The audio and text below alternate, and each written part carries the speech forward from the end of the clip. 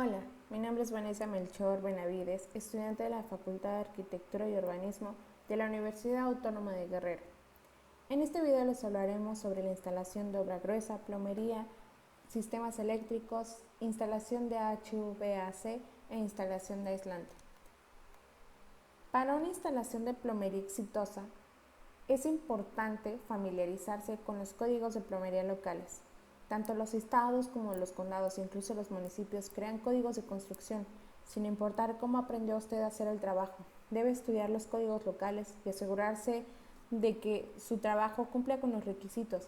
Tras confirmar que el trabajo por hacer coincide con la licitación, comience por demarcar los lugares donde colocará los muebles de baño y cocina. Marque cuidadosamente la ubicación de bañeras, duchas, lavabos, fregaderos y electrodomésticos. Asegúrese de revisar que todo entrará en su lugar y de haber instalado todos los refuerzos y soportes necesarios, viendo hacia arriba desde abajo.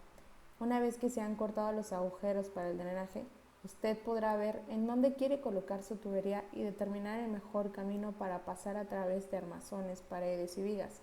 Asegúrese de que haya espacio adecuado para los componentes. Si el armazón obstruye la ruta, no lo corte hasta que esté seguro de que no es un estructural. Siempre revise antes de cortar. También usamos componentes de radio ancho, aunque la tubería de drenaje es de cierta medida. También se aceptan componentes con un radio menor. Esto puede ser de gran ayuda cuando el espacio dentro de un sistema de piso o de un techo falso es limitado. Si trabajan en el mercado de las casas en serie, tal vez no tenga el lujo de hacer esto. O usamos un sistema de drenaje y ventilas múltiple, cuando la disposición del mobiliario y del armazón por debajo permite la instalación de un sistema de ventilas común.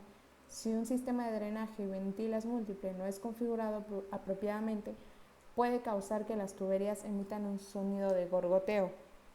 Cuando esté planeando la ruta que seguirá su drenaje, debe asegurarse de tener espacio adecuado en el sistema de piso para proporcionar la caída o inclinación requerida para la tubería. Si no tiene suficiente caída, las tuberías podrían drenar muy lentamente. Si el drenado es demasiado lento, los desperdicios podrían quedarse rezagados.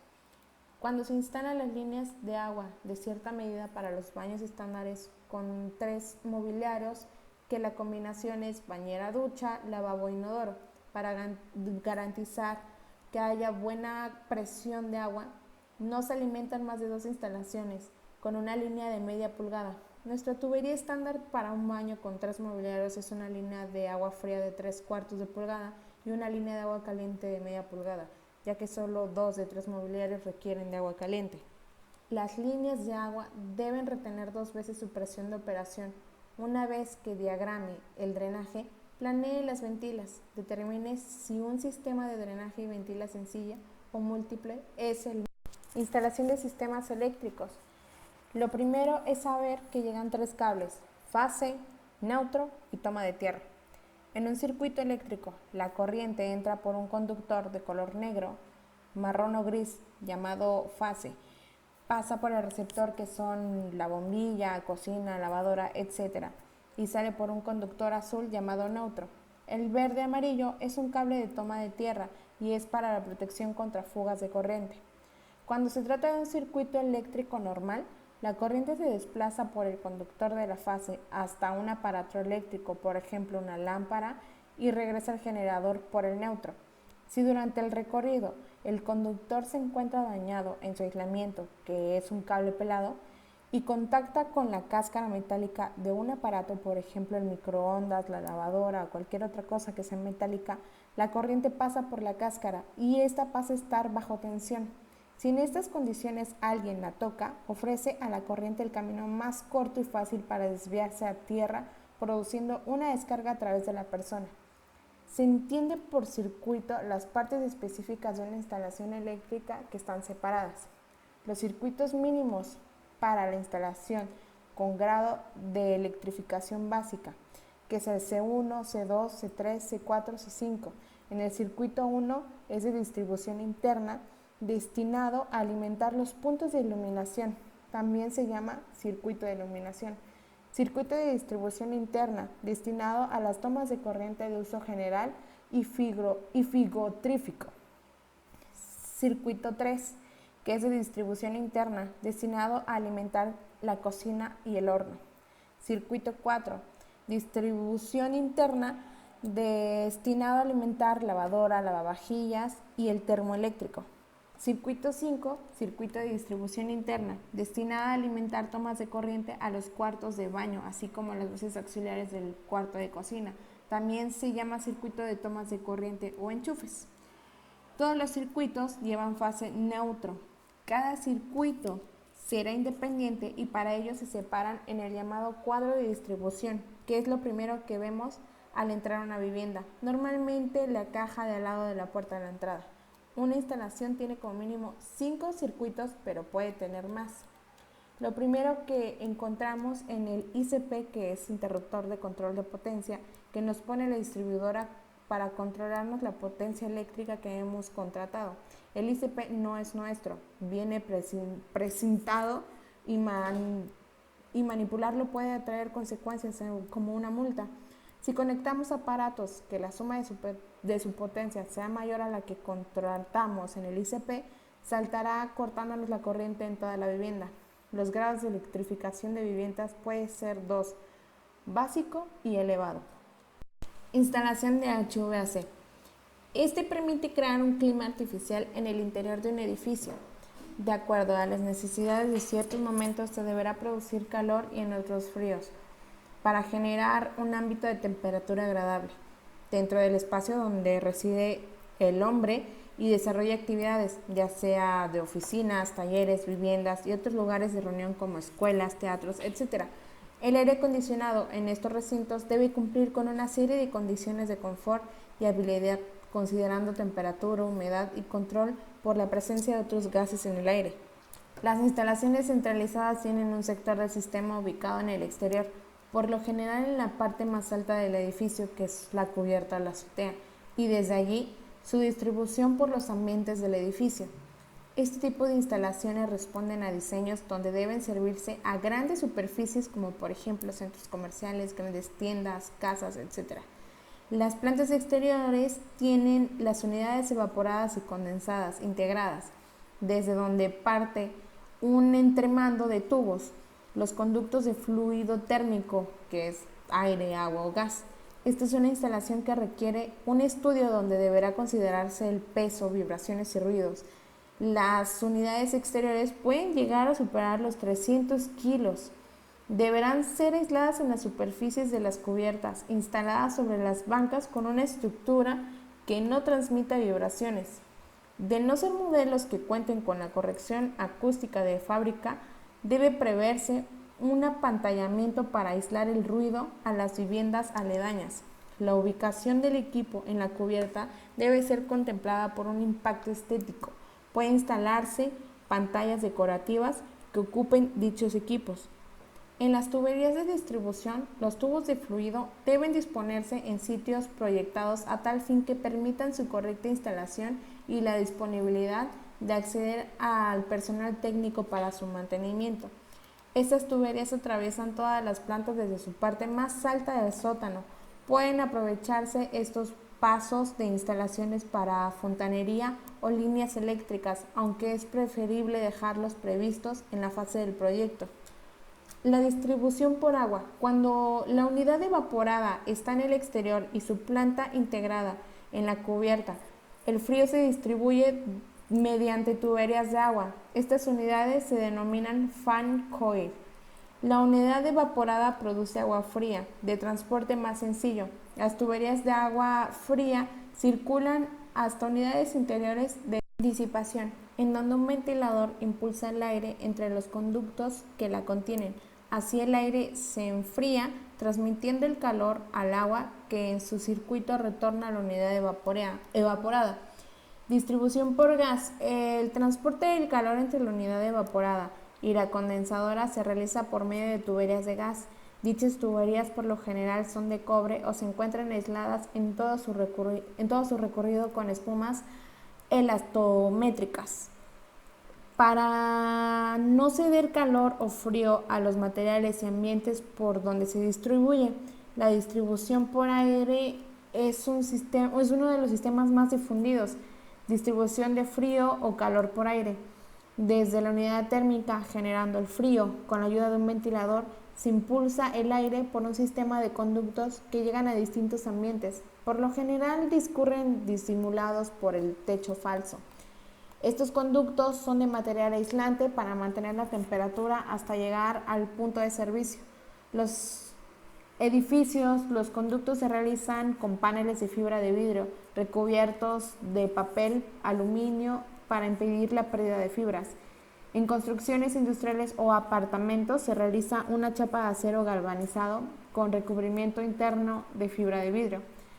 Esta distribución se efectúa por la entrada de aire en las habitaciones mediante rejillas llamadas difusores, cuya función es distribuirlo de manera uniforme para no enfocarse directamente sobre las personas. La velocidad de salida no supera los 0,25 metros por segundo. Cuando mayor es la velocidad, más ruidosa resulta. Además, no conviene, ya que puede afectar a la salud de las personas, puede originar catarros o contracturas musculares. El aire impulsado entonces retorna a la máquina cerrando el circuito. Para retorno se instalan rejillas de retorno en sitios estratégicos para conseguir un buen barrido del volumen refrigerado. Antes de volver a ser impulsado, el aire se filtra, pues regresa sucio por elementos de suspensión, humo de tabaco y otros elementos contaminantes. Estos filtros requieren ser limpiados periódicamente. Es importante el aporte de aire exterior al sistema para lograr una buena calidad de aire en circulación dentro de los ambientes, como mínimo un aporte del 10%. Instalación de aislamiento. La mayoría de los aislantes son hechos con fibras de baja conductividad, que es fibra de vidrio, papel y lana de roca, con el propósito de retener el aire en bolsas diminutas para brindar casi todas las propiedades de aislamiento. El aislamiento de fibras es permeable por el aire y aminora o retarda su flujo, pero no es una barrera que pueda detener por completo el flujo de aire. La clave radica en impedir el flujo de aire a través del aislamiento. Por ese flujo desplazaría el aire conteniendo unas bolsas diminutas. Soslayar ante el paso decisivo puede disminuir el rendimiento final del aislamiento en general. Instalación de aislamiento.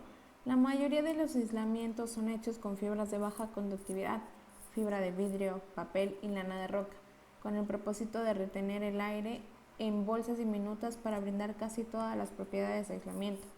El aislamiento de fibra es permeable por el aire y aminora o retarda su flujo, pero no es una barrera que pueda detener por completo el flujo de aire. La clave radica en impedir el flujo de aire a través de aislamiento, porque este flujo desplazaría el aire contenido en las bolsas diminutas. Soslayar este paso decisivo para disminuir el rendimiento final del aislamiento en general, la comodidad del inquilino y la eficiencia energética. El aislamiento de mantas de fibra de vidrio o rollos con opciones más comunes para el aislamiento de paredes, techos y áticos en todas las zonas climáticas. El aislante en mantas de bajo costo está fácilmente disponible y puede instalarse con poco o ningún equipamiento especializado. Se encuentra en millones de hogares y puede ser muy efectivo al instalarse correctamente.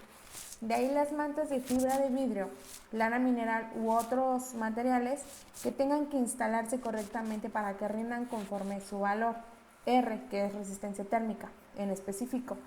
Los orificios, uniones u otras penetraciones mecánicas deben sellarse herméticamente antes de instalar el aislamiento.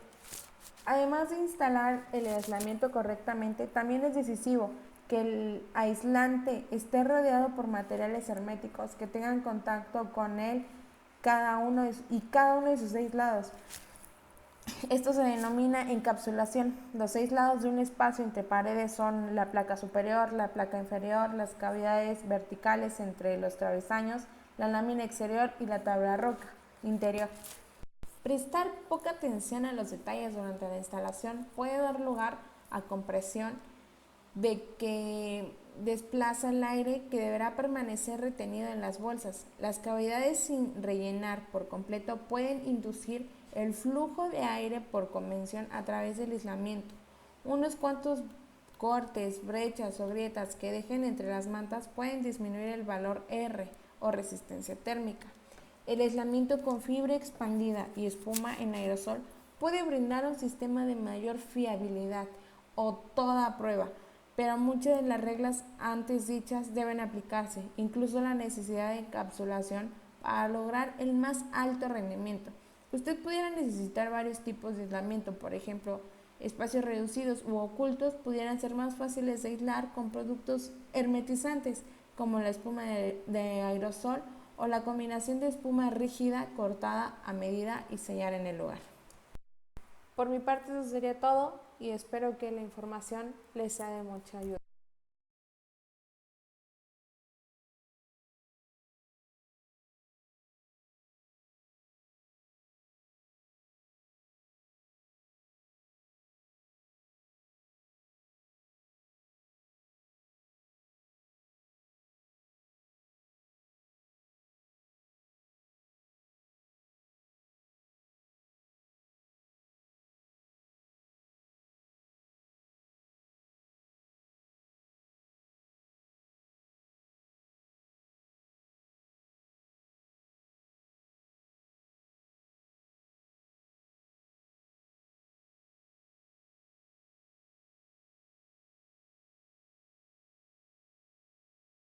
Apropiadas.